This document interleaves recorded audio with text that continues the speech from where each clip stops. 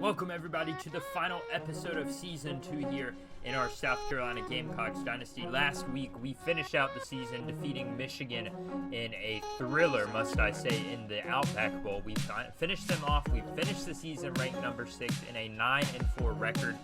And today we're just going to have a bit of a season recap. I know you guys are used to me doing this in the off-season live stream, but as I said, there is most likely not going to be an off-season live stream because I'm trying to hook up the Dynasty tool that is able to use with Revamped. So I'm trying to get that where it's running so I can use the off-season tool so it can be a little bit more realistic as far as people declaring for the draft, etc. Stuff like that. So today we're just going to go over some things that happened this season. I think the best place to start is going to be the statistics now. Neither of these quarterbacks is going to wow you statistically. They both had a decent amount of playing time. As you can see, Spencer Rattler had 238 total attempts, Luke Doty 137. Kai Kroger had 3 on the year. Braden Davis had a few, and Colton Gautier, he only had 1 pass all season long. But Spencer Rattler started out very, how would I word this? Started out very disappointing. Got benched, but he came back in the end of the season there, and he played his heart out, and he played like the quarterback we expected him to be. For the year, though, he had 150 completions. We'll round up for him. 238 attempts, 2,055 yards, 25 touchdowns, 15 interceptions. He had 187 yards per game, average 62% completion percentage, which is pretty good. I mean, I must say, 13.7 yards per completion, 68 yards was his longest pass, but he did get sacked 14 times. Luke Doty as well, the other senior, 68 completions on 137 attempts. He had about 1,200 yards, a little over 1,200. Then he had 10 touchdowns, 6 interceptions, and about 122 yards per game with a completion percentage of 49%. He got sacked slightly less because of his mobility, but he also played less. Marshawn Lloyd, going to be interesting to see if he declares or not for the draft. 219 yards for him. He had about 1,483 yards on the ground. 8 touchdowns is very low, but he did have that 95-yard run. About 114 yards per game. Very, very good. 325 yards after contact and 7 rushes of more than 20 yards along with 13 broken tackles. And the biggest one, no fumbles on the season. Luke Doty was our second best rusher. He had 48 attempts for 206 yards and 2 touchdowns. Juju McDowell, the junior running back there from Albany, Georgia, he had 41 attempts for 138 yards and 3 touchdowns. Landon Sampson, he got involved on the ground as well. I'm interested to see how we can keep getting him involved in the offense going forward. He still has sophomore year, junior, so he's still got 3 entire years here at South Carolina. I'm assuming he doesn't declare. Corey Rucker, he had a few rushes on the ground, and the rest of the guys down here, they didn't really do too much as far as that goes. And Jaheim Bell was the leader for receptions. He had 47 on the season, 700 yards, 14.9 yards per catch, 10 touchdowns.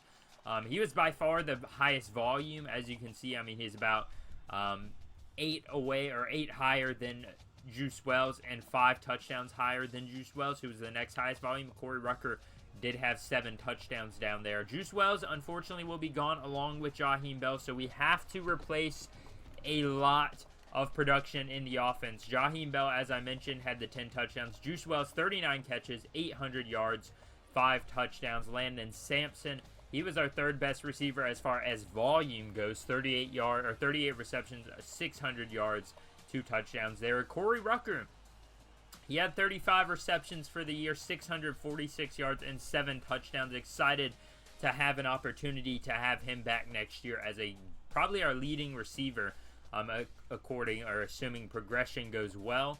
Marshawn Lloyd found his place in the passing game, though. He had 28 catches and 3 touchdowns for a little over 200 yards. Trayvon Kenyon kind of came on there at the end of the year, but he is going to be gone next year, so not that it matters too much, as well as Lavosa Carroll, who won Return Man of the Year. Receiving-wise was pretty good. Defensively, Mo Kaba, 15 more tackles than anybody else on this team, 100 total. 92 of those are solo, including 20 tackles for loss. He had 2 sacks all year long. Debo Williams came in second place. He had 85 tackles, 5 sacks, 15 for loss. David Spalding, 66 total, 14 for loss. He had a sack. He had 4 interceptions. Cam Smith, 4 interceptions. Very good all-around defensive year for us. We kind of took a little bit to click, but when it started going, we got it going very well. Unfortunately, a lot of these guys are going to be gone, though. Mokaba gone. David Spalding gone. Cam Smith gone. Nick Eminawari and Anthony Rose, thankfully, are going to be here for some time. They both got a couple interceptions each. Marcellus Dial gone. Jordan Birch gone. Tonka Hemingway gone. We have a lot of production to replace. Terrell Dawkins gone. That's 5 sacks there. That's 12 sacks here and 9 sacks here, all leaving, graduating, or getting drafted, as well as Tyreek Johnson, another 2 sacks. So we have a lot of depth to replace on the defensive side of the ball. You guys were probably wondering why I was getting so many defensive lines and defensive ends on the recruiting trail, but we are going to need that depth. We're going to need it. I mean, it's going to be very important for us to be successful next season, to have a good amount of different young guys we can go to. And that is going to be important as an option for us, because if we don't have that, then it's going to be a little bit harder to perform at the level. Kicking-wise, Mitch Dieter is going to be gone, but he wasn't even that good for us this year. And Kai Kroger, always good. Lavosa Carroll, he was one of the best return mans of the year. He actually won the record, or the award for it. 31 returns, 997 yards. He had a touchdown as well, and on the punt return side, 40 returns, around 500 yards. It's going to be interesting to see how we can get him involved in the offense, because he didn't really have a role, and it's not going to be easy for him to get playing time if Marshawn Lloyd returns next year, which unfortunately will mean he won't get playing time until his senior year if Marshawn Lloyd comes back. So that's going to be a interesting decision to make, but it's not really going to be that, big of a deal, considering we have what would I say? I mean, that's a good problem to have. You have too many good running backs, so one of them's going to have to sit out another year. That is a good problem to have. As you can see, I mean, we didn't really have anybody near the top quarterback-wise. Spencer Rattler, I believe, is going to be way down here in, like, the 50s range with his 2,000 yards. Yeah, he was not the greatest. Rushing-wise, we didn't really have anybody there. Marshawn Lloyd, fairly high up on the list, and he also has a lot lower carries compared to other running backs. Receiving wise, we didn't really have anybody. We had Juice Wells and or Jaheim Bell up there probably for touchdowns. He's up there fairly close to the top with his 10 touchdowns, but didn't have a lot there. Tackles, we do have somebody pretty doggone close to the top, I would imagine.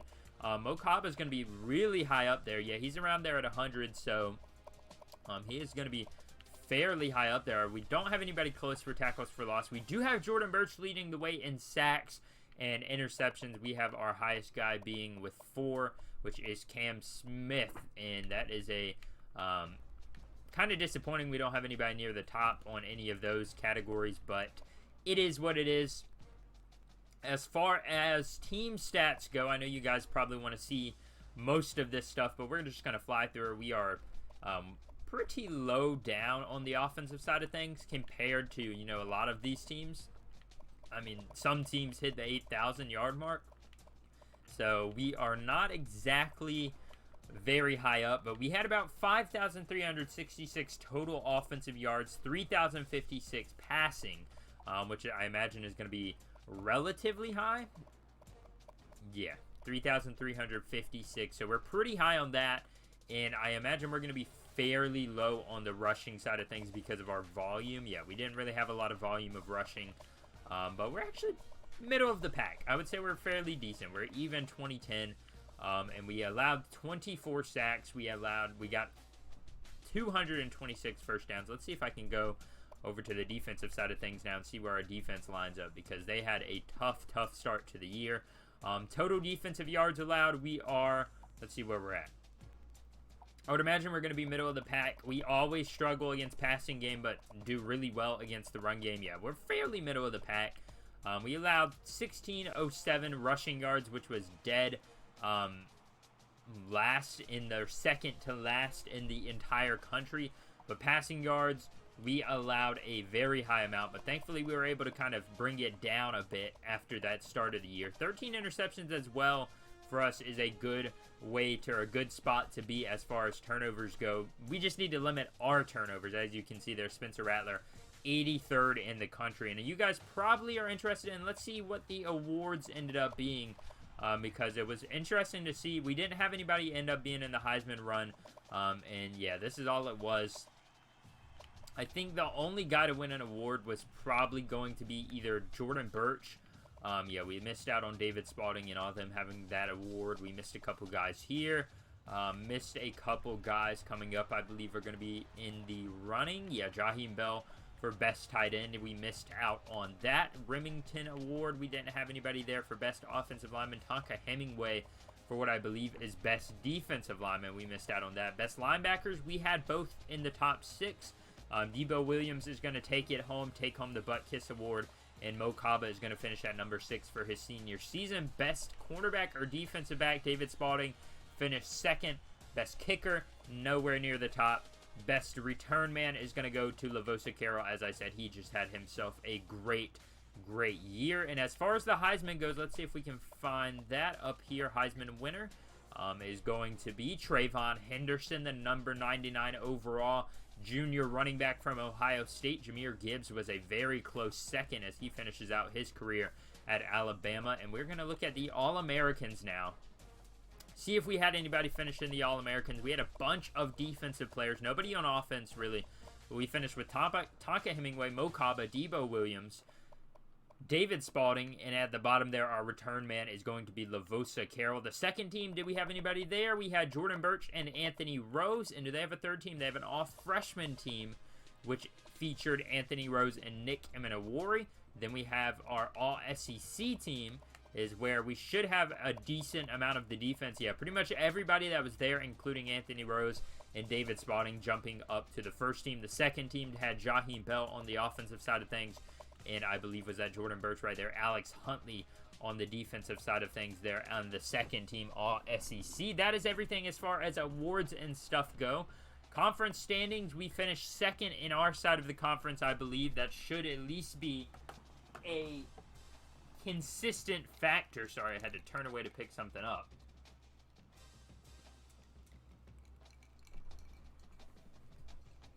But that should at least be a consistent spot for us if we don't get number 1. It's not going to be too hard to get the 2nd spot. We did barely beat, or surprisingly beat Florida to get that 2nd spot. So that's why we stand where we stand right now. And let's go through, look at the games we had this year, see what all happened. We're going to just look at our games. We started ranked, beat Mississippi State 17-7.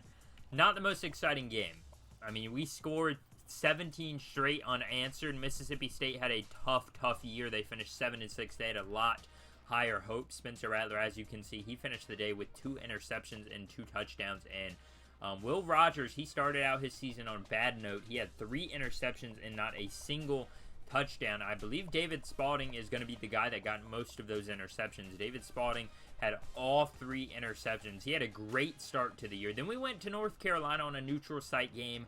Unfortunately, couldn't get the win in that one. It was a close matchup. Drake May, though, he just played out of his mind. He threw for a lot of yards in this game, if I remember correctly. He had about 269 yards, 3 touchdowns, 1 interception. Spencer Rattler had 352, 4 touchdowns, and 1 interception. Not much more, really, you can ask for outside of for a quarterback outside of that, but it just wasn't meant to be. As you can see, the turnovers were even. They just had the ball last pretty much, and they were able to win the game off of that. As you can see, we did get a touchdown there at the end of the 4th quarter, but we just ran out of time, and it wasn't exactly in our favor. Georgia was a game where I was nervous. We had come off a loss from North Carolina, and I was very nervous. We went into Columbia, we went into Williams-Brice Stadium back home, and we beat the Bulldogs by 3. We lost to them last year by 10, I believe.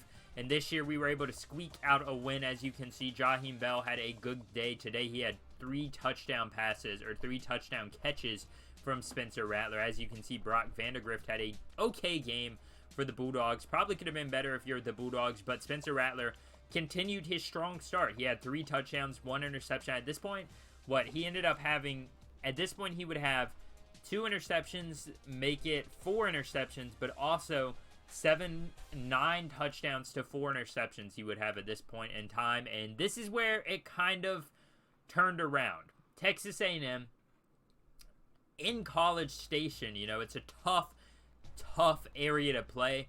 Luke Doty had to come in because Spencer Rattler was atrocious. 0 touchdowns, 4 interceptions, all on 16 attempts.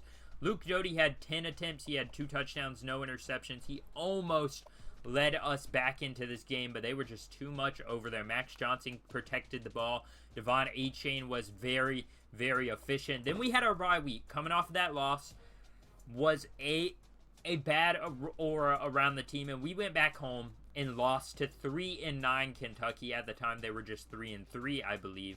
And they did not have them, or 2-3 at the time. They did not have a good rest of the season, but it was not a pretty sight to see. Deuce Hogan threw for 3 touchdowns, right around 300 yards, no interceptions. Luke Doty threw for 3 touchdowns, no interceptions, but we just could not get the job done. Then we went to Arkansas. We won pretty handily, 23-10.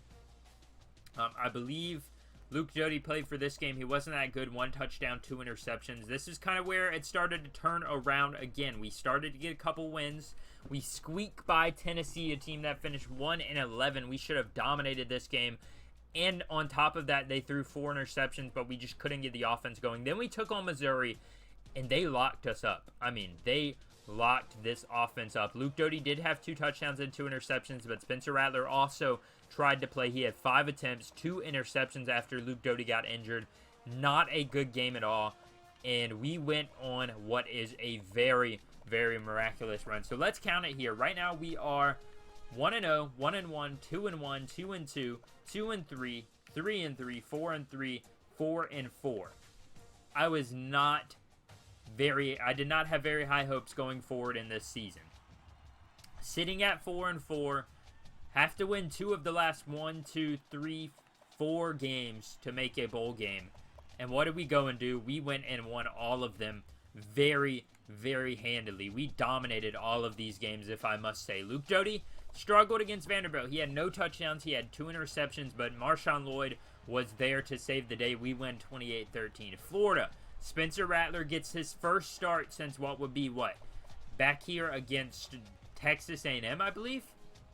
Yeah, back since he threw 4 interceptions. His first start since week 4 comes in week 11 against the number 4 team in the country at the time. Or no, they were number 3 at the time, I believe. And he comes out and he puts on a performance. 4 touchdowns, 1 interception, 300 yards, 65 completion percentage. And he just had a great, great day. Florida struggled to get their offense going. And we won the game 42-17. Then we had Ohio. Easier game here out of conference. We beat them by 52. And Spencer Rattler, he did have a great game this day too. He had 3 touchdowns, no interceptions. Then we played Clemson. Rivalry game. They were 3-9 at the time. 3-8 at the time. Looking for their 4th win. Or no, 4-7 at the time, I believe. Looking for their 5th win, not their 8th loss. And we came into to Clemson's territory, beat them by 10. They struggled, but they fought hard. I mean, I will give them credit as a rivalry game. They tried their best. 4 touchdowns from Spence, 2 interceptions, and that is going to end his career as a Gamecock. As you can see, he did end up having a decent game against the Wolverines. Struggled at the start, but he finished the day off with 5 touchdowns and 2 interceptions. And that is what the journey was like this season. So many ups and downs, and next year, I'm hoping we can start out relatively better because it has not been pretty for us starting out the seasons. In Spencer Rattler's career, he finished with 54 touchdowns and 34 interceptions through 2 years at South Carolina. He did a lot better last year than he did this year. Well, not really. I mean, it was about the same, just 4 more interceptions and 4 more touchdowns, but he had a lot more yards and a lot more attempts. Luke Doty had 1 year really of starting at South Carolina, he didn't even have a year of starting. He had about half a season of starting, and this is what he did with it. He struggled to get his game going then when we gave him opportunities. Rushing-wise, Marshawn Lloyd obviously has had a great career so far. Both years he's cracked the 1,000-yard mark. This year he did a little bit better yard-wise, but he struggled touchdown-wise, so we're going to have to improve that if he comes back next year. Juice Wells, finished his career here with a good 13 touchdowns through 2 years and 1,689 yards. Jaheim Bell, 1,297 yards and 14 touchdowns, and that is going to round out the receiving for the seniors at least. Defensively, career-wise, we have Debo Williams with 101 tackles. He had 88 solo across his career, 6 sacks. Marcellus Dial with 2 interceptions, 80 total tackles. David Spalding, 78 and 73 solo. Where is Mo Cobb at? Because he should be on here. He had 100-something tackles, and for whatever reason, Mo Cobb is not on there. But I'm not exactly sure why. My Xbox is lagging so much right now. I'm not sure why, but at the end of the day, this season ended up being a good season. We finished 9-4, and that is where we will go into the offseason. I hope you guys did enjoy this bit of a season recap. We had our ups and downs for sure, but it's going to be interesting to see how this offense and how this defense and this team as a whole can go forward. And if you guys are ready for that, hit the like button, subscribe, turn on post notifications so you are updated every time I post a video to this series as we continue into the summer. And I thank you guys for joining me on this journey and continuing to. And I'll talk to you guys next time.